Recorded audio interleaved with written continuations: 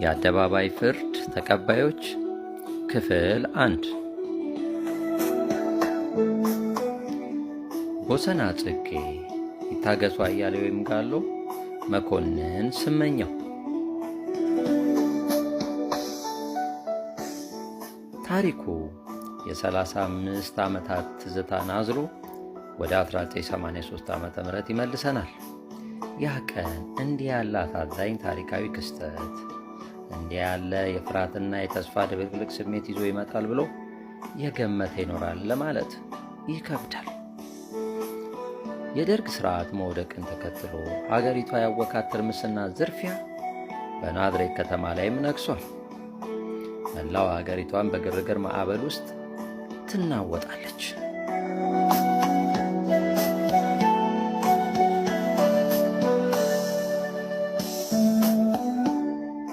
በዚያ የግርግር ወቅት የናዝሬት መንደሮች ያፈራቻቸው ዘመኑ ቦዲ የሚል ስያሜ የሰጣቸው ወጣቶች እንደ አሸን የፈሉበት ጊዜም ነበረ። እነዚያ የጥንካሬና የግርግር ምልክት የነበሩ ወጣቶች በከተማው በሁሉም አካባቢዎች እንደ ማዕበል ተሰራጭተው ይገኛሉ።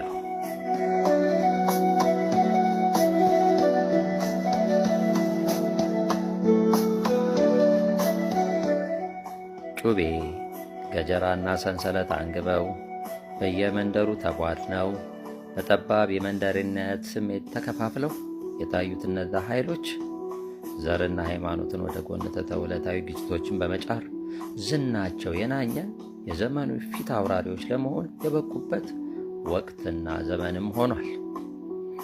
በከተማው የጀብዱ ማዕረጎችን እየደረደሩ እያንዳንዱ እንቅስቃሴያቸው በሰፊው ይወራላቸዋል።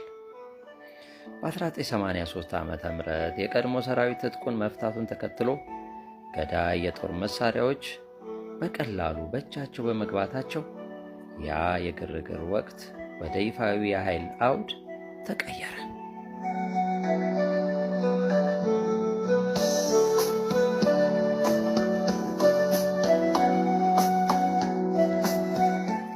አፍላ ጉርምስና ያደነደናቸው እነዚያ ወጣቶች በየሰፈሩ የጦር መሳሪያ ታጥቀውና ጥይት እያንታቱ ከተማዋን ወደ ለየላት ሽብር ከተቷት።